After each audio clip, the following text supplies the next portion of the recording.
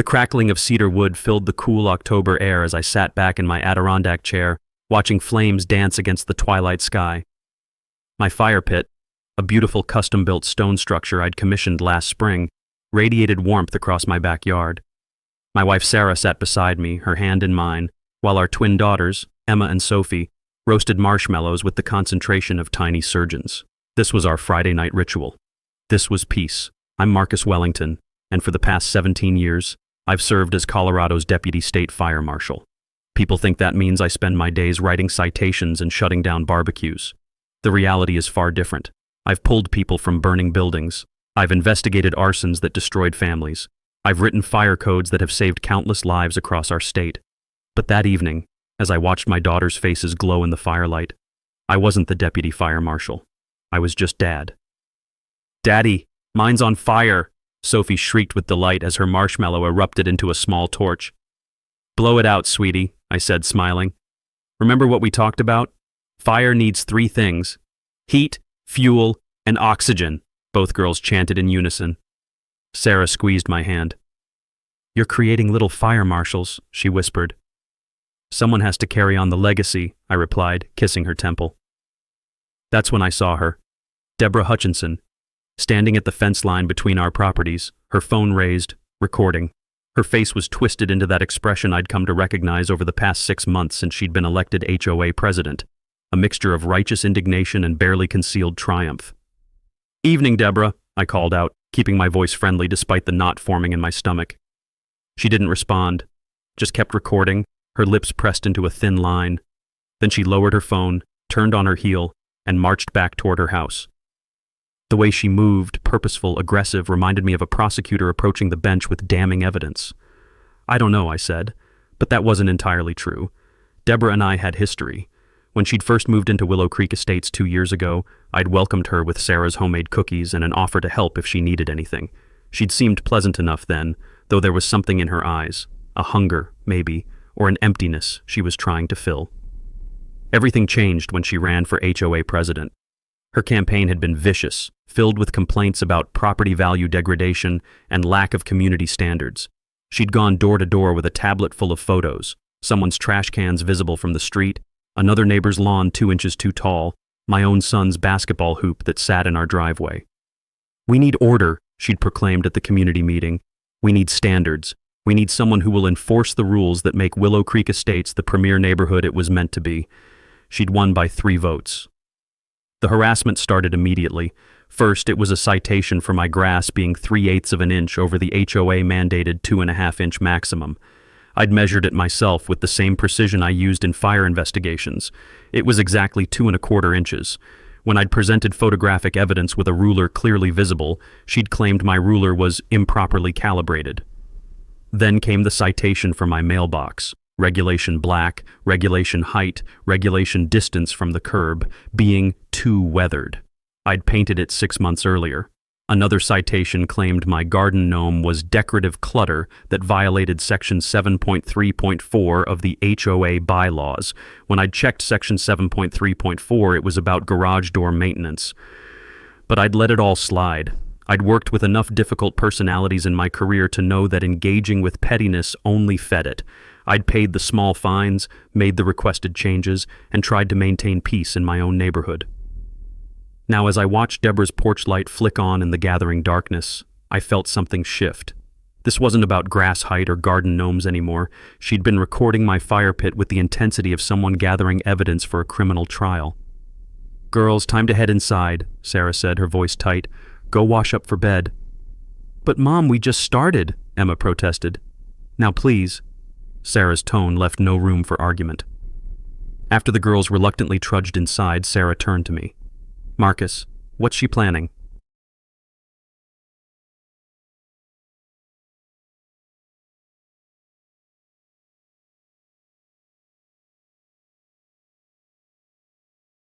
I stared into the flames, watching them consume the cedar logs I'd carefully stacked. Fire was honest. It followed rules, immutable laws of chemistry and physics. You could predict it, control it, respect it. But people? People were chaos wrapped in skin. "I don't know," I said again. "But that fire pit is 100% code compliant. I built it myself to state specifications. It's 25 feet from any structure, has a spark arrestor, proper ventilation, and a stone base that exceeds requirements. I've inspected thousands of fire pits in my career, and this one is safer than 99% of what's out there. Since when does Deborah care about fire codes? Sarah asked. Since never, I admitted. But she cares about control, and about making me look bad. I doused the fire carefully, watching the flames die under a controlled stream from my garden hose. Steam rose in ghostly columns. In my pocket, my phone buzzed. An email notification. I pulled it out, and my blood ran cold. The subject line read, "Urgent, violation notice and fine assessment, Willow Creek Estates, HOA." I opened it. The words seemed to jump off the screen. "Dear Mr. Wellington, you are hereby notified of a severe violation of HOA bylaws section 12.8, prohibited fire hazards. Your illegal fire pit constitutes a clear and present danger to the community. You are assessed a fine of $10,000 payable within 30 days. Failure to comply will result in legal action and potential foreclosure proceedings on your property. Signed, Deborah Hutchinson, HOA President." My hands shook, not from fear, from rage. Sarah read over my shoulder and gasped. $10,000?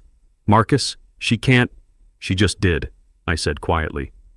What Deborah Hutchinson didn't know, what she couldn't possibly understand in her narrow, rule-obsessed world, was that she'd just made the biggest mistake of her life. Because I wasn't just a homeowner with a fire pit, I was the person who wrote the fire codes she was claiming to enforce. I didn't sleep that night. While Sarah tossed restlessly beside me, I sat in my home office, surrounded by binders of fire codes, HOA bylaws, and state regulations. My reading lamp cast harsh shadows across documents I'd been poring over for hours. The irony wasn't lost on me. I'd spent 17 years investigating fires, and now I was investigating the person trying to burn down my life. The HOA bylaws for Willow Creek Estates read like they'd been written by a paranoid committee during a power outage. Section 12.8, which Deborah had cited, was titled Fire Hazards and Open Flames. I read it for the 7th time, analyzing every word like I would examine burn patterns at an arson scene. No open flames, fire pits, or combustible recreational devices shall be maintained on any property within Willow Creek Estates without prior written approval from the HOA Board of Directors.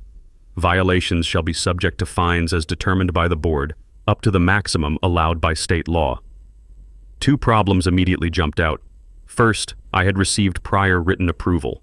When I'd submitted my fire pit plans 18 months ago, the then HOA president, Gerald Morrison, a retired architect who actually understood building codes, had reviewed them personally.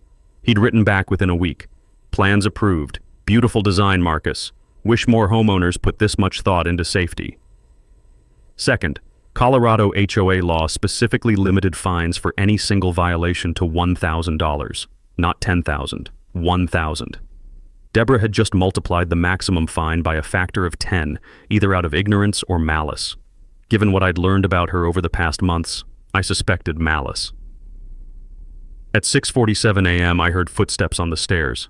Sarah appeared in the doorway, her hair disheveled, wearing my old police athletic league tee. "Oh, we're fighting it," I said, "but Sarah, this is bigger than just the fine. Deborah falsified the violation, exceeded her legal authority, and ignored documented approval. If she's doing this to us, what's she doing to other neighbors?" Sarah's eyes widened. "You think she's done this before?" "I think Deborah Hutchinson views this HOA presidency as her own personal fiefdom," I said. "And I think it's time someone reminded her that even HOA boards have to follow the law." At 8 a.m. sharp, I called my friend Richard Torres. Richard was an attorney specializing in HOA disputes, and we'd met years ago when I'd testified as an expert witness in a case involving a suspicious fire at a condo complex. He'd won that case, and we'd stayed in touch ever since. "Marcus, how's the family?" Richard's voice boomed through the phone. "They're great, Rich, but I need your help. I've got an HOA situation that's escalated beyond ridiculous." I explained everything: the harassment, the citations, the recording, and finally the $10,000 fine. Richard was silent for a long moment after I finished. "She did what?" he finally said. "Marcus, that's not just excessive. That's potentially actionable. You said you had written approval for the fire pit?" "Email from the previous HOA president. complete with timestamps and his digital signature. And she knows you're the deputy state fire marshal? Everyone in the neighborhood knows. It was in the community newsletter when we moved in. Richard laughed, but it wasn't a happy sound. Then she's either incredibly stupid or incredibly arrogant. Probably both. Here's what we're going to do. First, you're going to request an immediate hearing before the HOA board. That's your right under Colorado HOA law. Second, you're going to bring every piece of documentation you have. Third, you're going to let me come with you as your legal representation. Will that scare her off? Marcus, at this point, I don't want to scare her off. I want to document her reaction when she realizes what she's done. Because if, and I suspect when, she doubles down, we're going to have grounds for a lawsuit that will make her wish she'd never heard of Willow Creek Estates. I scheduled the hearing for the following Tuesday, 5 days away. In the meantime, I decided to do what I did best: investigate. I started with public records. HOA board meetings were supposed to be documented with minutes available to all homeowners. I requested copies of every board meeting since Deborah had taken office. What I found was disturbing. In 6 months, Deborah had issued 63 violation notices to 28 different homes. For context, the previous board had issued an average of 12 violations per year across the entire 120-home community. She'd increased violation citations by over 400%. But it was the pattern that caught my attention. Deborah seemed to target specific people, those who'd voted against her, those who'd questioned her at community meetings, and those who'd filed complaints about her behavior. My family wasn't her only victim. We were just her latest. I reached out to 3 other neighbors who'd been heavily fined. The first was Jennifer Matsuda, a pediatric surgeon who'd been cited for excessive outdoor lighting because she'd installed motion sensor security lights after a neighborhood break-in. She demanded I remove them, Jennifer told me over coffee at her kitchen table. Said they violated the aesthetic harmony of the neighborhood. Marcus, I'm a single woman living alone. Those lights make me feel safe. But she fined me $2,000 and threatened legal action if I didn't comply. Did you fight it? Jennifer looked down at her coffee. I'm a surgeon, Marcus. I work 60-hour weeks. I didn't have the time or energy to battle an HOA president with an axe to grind. I paid the fine and removed the lights. Now I lie awake at night every time I hear a noise outside. The second was Robert Chen, a software engineer who'd been cited for parking his work van in his own driveway. It's a company vehicle, Robert explained, frustration evident in his voice. Clean, well-maintained, no commercial markings except a small logo on the door. But Deborah claimed it was a commercial vehicle that violated the bylaws. She fined me $1,500 and said if I parked it in my driveway again, she'd have it towed. What did you do?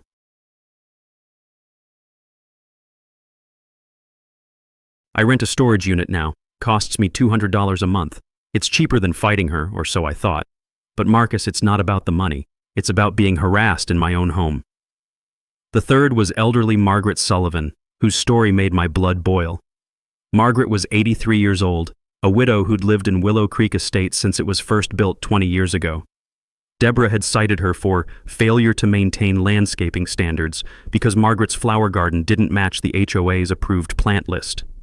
My husband planted those flowers, Margaret said, tears streaming down her weathered face. Every spring for 30 years we planted them together. They're the last piece of him I have left, and she wants me to rip them out and replace them with her approved shrubs. She fined me $500 and said she'd fine me another $500 every month until I complied. I sat across from Margaret in her living room, surrounded by photos of her late husband, and felt something crystallize inside me. This wasn't about fire pits or parking spots or flower gardens. This was about a bully who'd found a position of minor authority and was wielding it like a weapon against anyone she perceived as weak or defiant. Margaret, I said gently, would you be willing to attend the HOA board hearing next Tuesday? You and Jennifer and Robert? She looked at me with red-rimmed eyes. What good would it do? She's the president. She's got the power. She has authority, I corrected. But power? Power comes from standing together and saying no more. Will you trust me? Margaret was quiet for a long moment. Then she nodded. My husband always said you were a good man, Marcus. Yes. I'll be there. As I drove home that evening, my phone rang. Unknown number. Mr. Wellington? A woman's voice, nervous and young. Speaking. My name is Ashley Brennan. I'm the HOA secretary. I need to talk to you about Deborah, but not over the phone. Can we meet somewhere? Somewhere she won't see us? My investigator instincts kicked in. When and where? Tomorrow morning, 7 a.m. The coffee shop on Pinewood, 2 miles outside the neighborhood. I'll be there. She hung up without another word. As I pulled into my driveway, I saw Deborah standing on her front porch watching me. She wasn't trying to hide it. She just stood there, arms crossed, that same expression of smug satisfaction on her face. I waved. Friendly, casual. She didn't wave back. Inside, Sarah was helping the girls with homework at the kitchen table. She looked up as I entered, question in her eyes. Tuesday, I said simply. Tuesday, everything changes. The coffee shop on Pinewood Avenue was called The Daily Grind. One of those Ashley Brennan walked in at exactly 7 o'clock a.m. She was younger than I expected, maybe 28 or 30, with dark hair pulled back in a severe ponytail and eyes that darted around the room like a cornered animal checking for predators. She spotted me, took a deep breath that I could see even from across the room, and approached. Mr. Wellington? Marcus, please, I said, gesturing to the seat across from me. Can I get you something? Coffee? Tea? Nothing, thank you. I can't stay long. If Deborah finds out I'm talking to you. She trailed off, her hands twisting together on the table. Ashley, anything you tell me stays between us. You have my word. She looked at me for a long moment, as if trying to decide whether my word meant anything in a world where HOA presidents could levy $10,000 fines for code-compliant fire pits. Then she pulled out a USB drive and slid it across the table. This is everything, she said quietly. Email chains, meeting minutes that she told me to revise, recordings of board meetings where she said things that never made it into the official minutes, financial records showing fines collected and how they were allocated, all of it. I stared at the USB drive like it was a live grenade. Ashley, why are you doing this? Why now? Her eyes filled with tears. Because I thought I was helping create an organized, well-run community. I believed Deborah when she said we needed to enforce standards and maintain property values, but Marcus, what she's doing, it's not about standards, it's about control, it's about punishing people who don't bow down to her.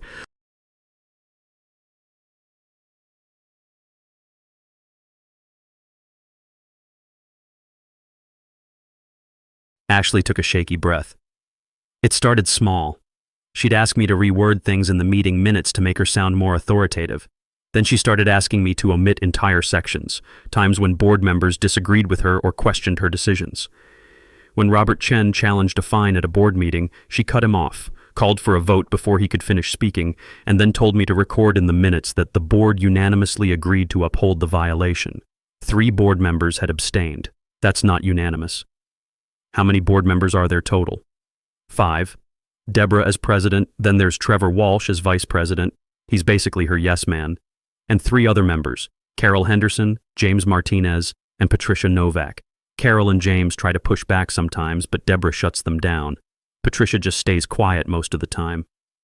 And the fire pit fine? Was that discussed by the full board? Ashley's jaw tightened.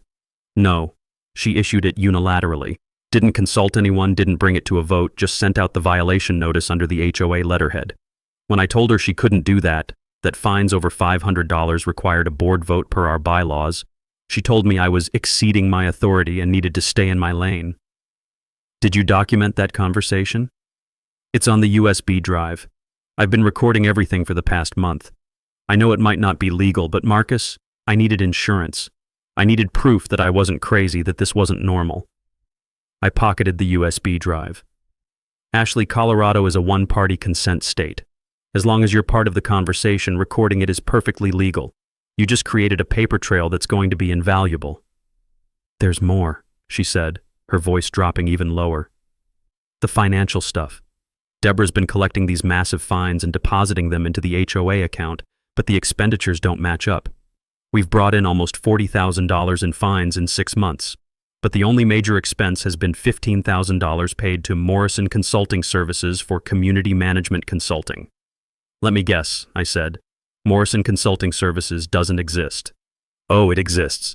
It's registered to Deborah's husband, Kyle Hutchinson. She's funneling HOA money to her own family through a fake consulting company. For the first time in our conversation, Ashley actually smiled. A bitter, angry expression. "You're the fire marshal. You know about fraud investigations. What would you call this?" "Embezzlement," I said flatly. "Possibly racketeering if we can establish a pattern of fraudulent fines designed to generate illegal revenue. Ashley, do you understand what you're handing me here?" "I'm handing you the ammunition to stop her," Ashley said, "because I'm done being complicit. I'm done watching her destroy people's lives because she gets a thrill from wielding power over them. And Marcus, I'm done being afraid." We sat in silence for a moment. Around us, the coffee shop buzzed with morning activity, students typing on laptops, business people ordering complex drinks, a mother trying to calm a fussy toddler. Normal people doing normal things, oblivious to the fact that at this corner table, we were documenting the downfall of a petty tyrant. "The board meeting is Tuesday," I said. "Will you be there?" "I have to be. I'm the secretary." "Will you back me up if I present this information?" Ashley's hands stopped twisting.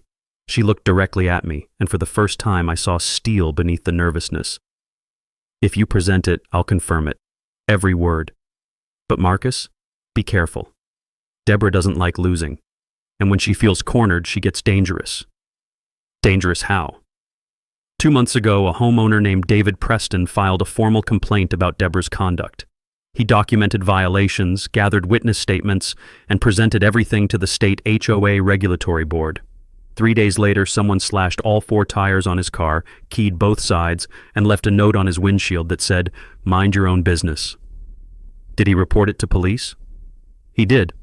They investigated but found no evidence linking it to Deborah, but Marcus, everyone knew. David ended up selling his house and moving, just packed up and left rather than keep fighting. "I'm not David Preston," I said quietly, "and I don't run from fights." Ashley stood to leave, then paused. "There's one more thing on that drive, a recording from last week's board meeting. Deborah was talking about you specifically. She said, and I quote, 'Marcus Wellington thinks he's untouchable because of his job. He thinks his little fire marshal badge puts him above the rules. I'm going to make an example of him. I'm going to show everyone in this neighborhood what happens when you defy me.' This was never about your fire pit, Marcus. This was about destroying you because you represent everything she can't control. Actual authority, actual expertise, actual respect from the community. You're a threat to her power, so she decided to eliminate the threat."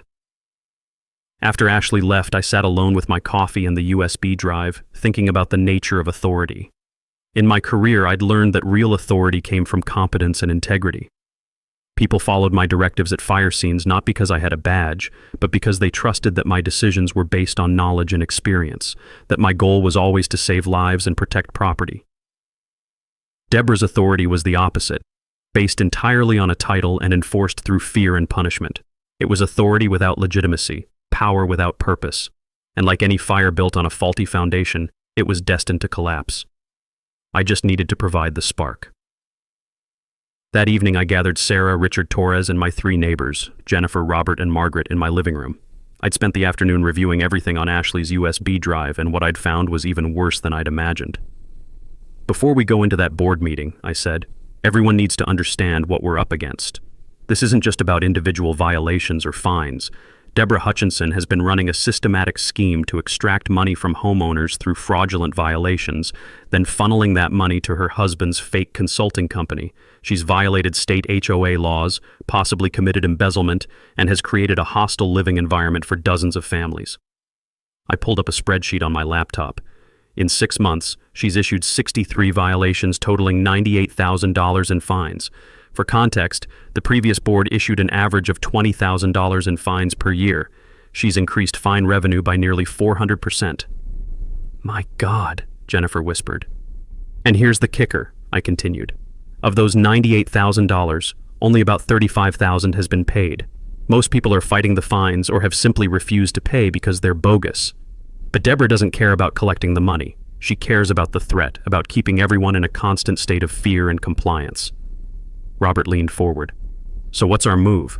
Do we take this to the police, the DA?" "Eventually, yes," Richard interjected. "But first, we do this the right way. We present everything at the board meeting. We give the other board members a chance to do the right thing and remove Deborah from her position. We document their response. Then, depending on what happens, we escalate to law enforcement and potentially civil litigation." Margaret raised a trembling hand. What if they don't listen? What if the other board members protect her? I looked at the elderly woman who'd been bullied over her late husband's flower garden and felt my resolve harden into something unbreakable. Then we make enough noise that ignoring us becomes impossible, I said. I've spent 17 years investigating fires. I know how to build a case. I know how to present evidence. And I know how to make sure the truth doesn't stay buried. Sarah squeezed my hand. Tuesday, she said. We end this Tuesday. But Tuesday would bring surprises none of us anticipated. The Willow Creek Estates Community Center had never felt smaller. Folding chairs arranged in neat rows faced a long table where the HOA board sat like judges at a tribunal. Every seat was filled with people standing along the walls and crowding the doorway. Word had spread through the neighborhood that something significant was happening tonight, and it seemed half the community had shown up to watch. Deborah Hutchinson sat in the center of the board table, looking like a queen holding court. She wore a dark blue pantsuit that probably cost more than most people's monthly mortgage payment, her hair styled in that aggressive bob that seemed designed to announce, "I will speak to your manager." To her right sat Trevor Walsh, a thin man in his 50s whose entire personality could be summed up as eager to agree with whoever's in charge. The other three board members, Carol Henderson, James Martinez, and Patricia Novak, looked distinctly uncomfortable.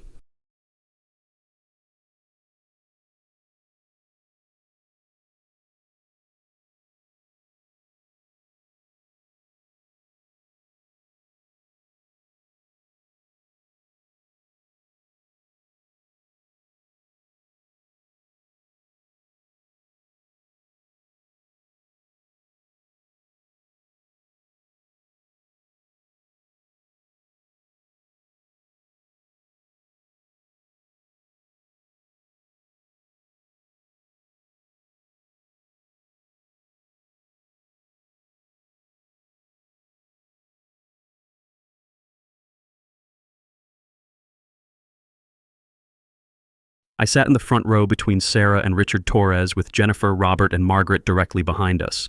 Ashley Brennan sat at a small desk to the side, her laptop open, officially recording the meeting minutes. She hadn't looked at Deborah once since we'd arrived. "This special board meeting will now come to order," Deborah announced, her voice carrying that particular tone of authority that people who've never had real power tend to adopt. "We're here to address a violation hearing requested by Marcus Wellington regarding citation number 2024-187. Mr. Wellington, you have 15 minutes to present your case."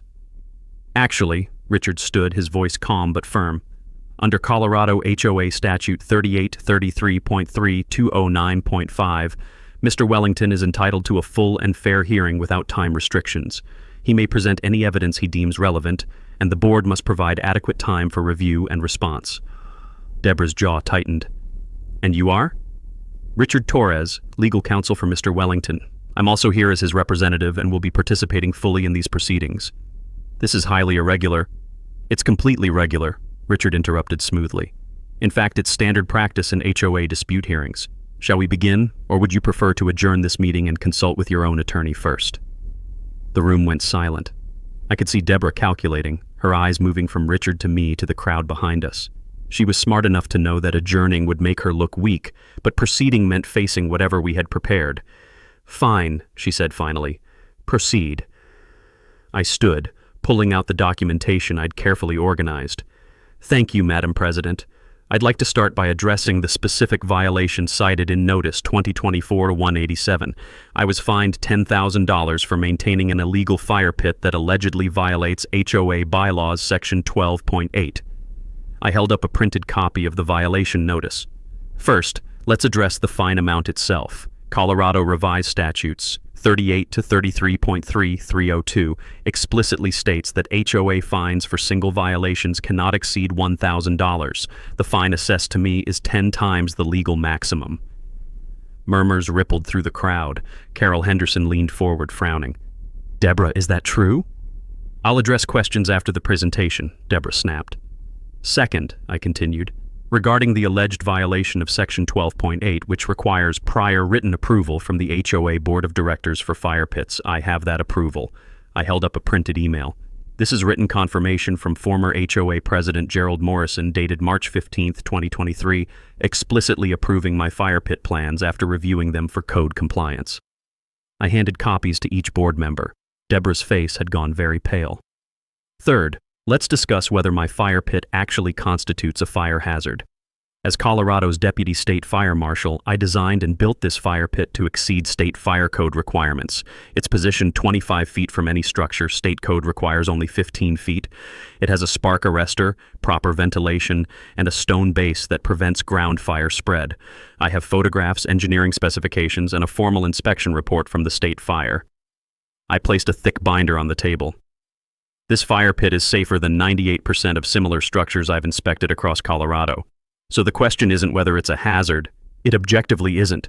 The question is why President Hutchinson issued a fraudulent violation notice with an illegally inflated fine. That's defamatory, Deborah stood, her voice shaking. I will not sit here and be accused of— Sit down, Deborah. The words came from Carol Henderson, and they cut through the room like a knife. I want to hear the rest of this. Deborah remained standing for a moment, trembling with rage before slowly sinking back into her chair. But it gets worse, I continued, my voice steady. This isn't an isolated incident. President Hutchinson has issued 63 violation notices in 6 months, a 400% increase over historical averages. Many of these violations are similarly fraudulent or excessive. I gestured to Jennifer, Robert, and Margaret. Mrs. Matsuda was fined for security lights after a neighborhood break-in. Mr. Chen was fined for parking his company vehicle in his own driveway. Mrs. Sullivan was fined for planting flowers her late husband chose, flowers she's maintained for 30 years. Margaret wiped tears from her eyes. Several people in the audience were—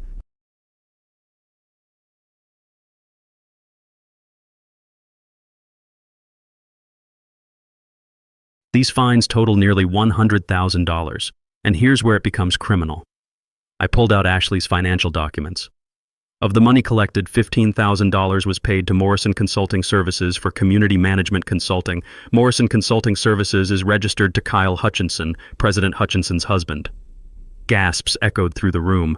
Patricia Novak actually stood up, staring at Deborah in horror. This company provides no actual services, I continued. No reports, no consultations, no deliverables of any kind. It exists solely to funnel HOA money, extracted through fraudulent fines, into the Hutchinson family bank account. That's not mismanagement. That's embezzlement. Lies, Deborah screamed, standing so abruptly her chair toppled backward. These are vicious lies designed to undermine my authority. I have worked tirelessly for this community, and I will not stand here and listen to this character assassination from a man who thinks his badge puts him above our rules. Deborah, I think you should sit down, James Martinez said quietly. I will not sit down. This is my meeting. I am the president, and I demand— You demand nothing. Carol Henderson's voice was ice. Trevor, Patricia, James, I move for an immediate vote to suspend Deborah Hutchinson from her position as HOA president pending a full investigation into these allegations. Do I have a second? Seconded, James said immediately. All in favor? 3 hands went up, Carol, James, and Patricia. Trevor looked at Deborah, looked at the crowd, looked back at Deborah, and slowly, reluctantly raised his hand. That's 4 votes in favor, Carol said. Deborah, you are hereby suspended from your position effective immediately. This meeting will be adjourned and reconvened in 1 week, during which time we will conduct a full audit of HOA finances and review all violation notices issued under your tenure. Ashley.